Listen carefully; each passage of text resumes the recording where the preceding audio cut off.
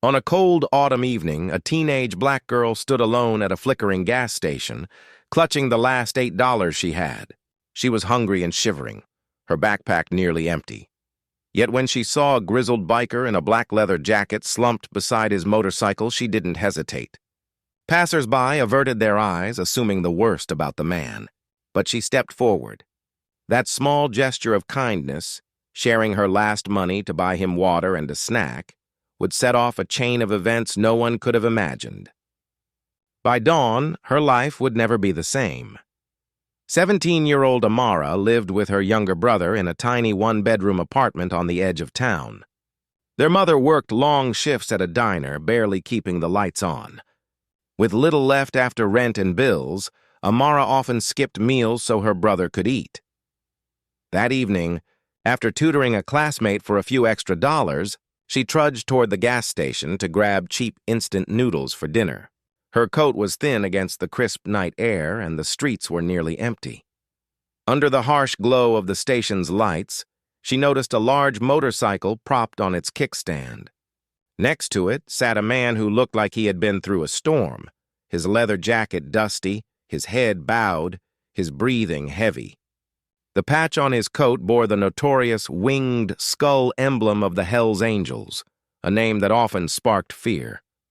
A couple filling up their car glanced at him, whispered to each other, and drove off quickly.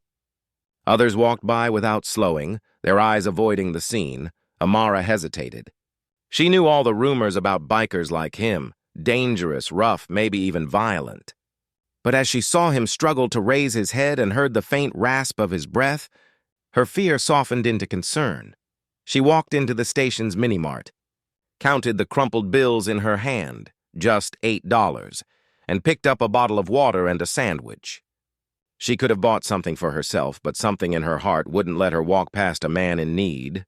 Amara stepped back outside and knelt beside the biker. His gray-streaked beard trembled slightly as he reached for the water. His gloved hands shook as he unscrewed the cap. She noticed deep lines of exhaustion on his face, but his eyes, pale and sharp beneath the streetlight, held no malice, only gratitude and pain. She asked nothing, only sat quietly while he drank and ate the sandwich slowly. The cool night hummed with the distant traffic and the buzz of the gas station's neon sign. In those silent minutes, the stark contrast between them was evident to anyone watching.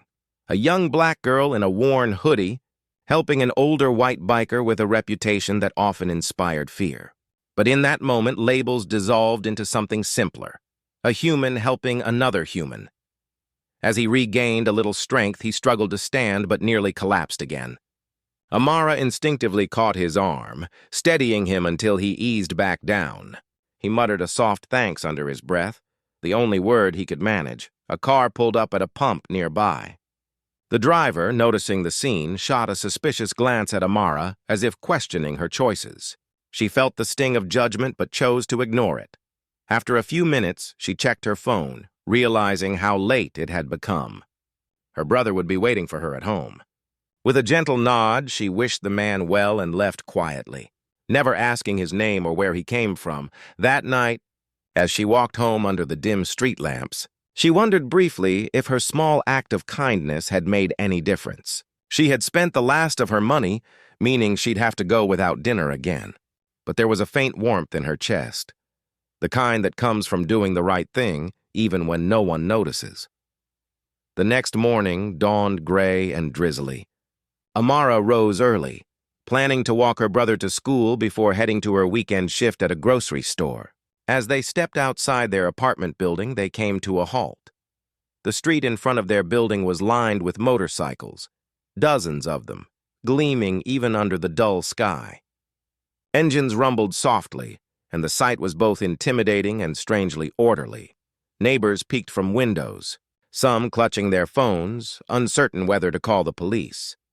At the center of the group stood the biker from the night before, now upright, looking stronger, and the lines on his face had softened. He caught sight of Amara and smiled faintly.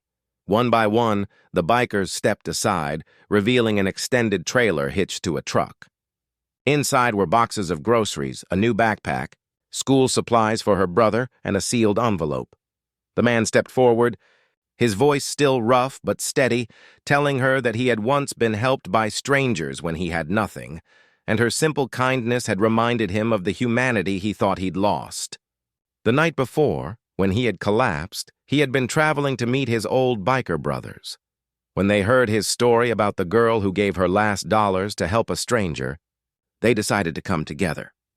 The envelope contained a scholarship voucher to a local community college, funded by the biker club's charity arm, something Amara never even knew existed. Tears welled in her eyes as her brother hugged her tightly. The rumble of 100 engines became a chorus of unexpected support, filling the street with the warmth of solidarity.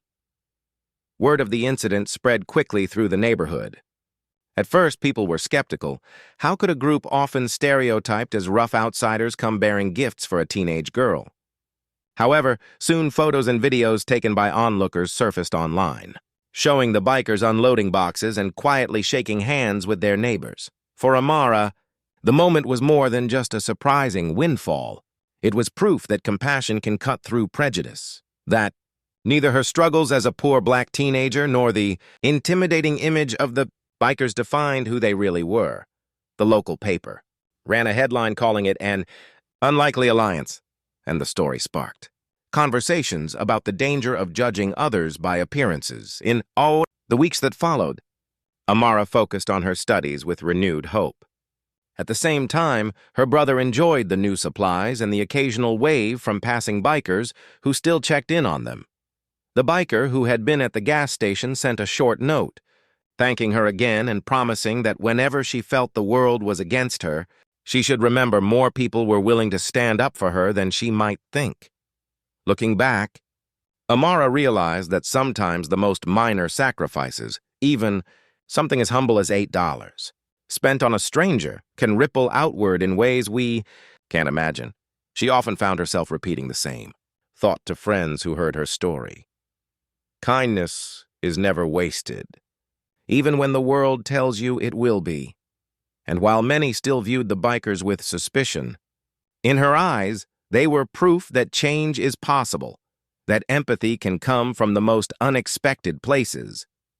As the video of that rainy morning continued to be shared online, people around the world debated, discussed, and reflected on it.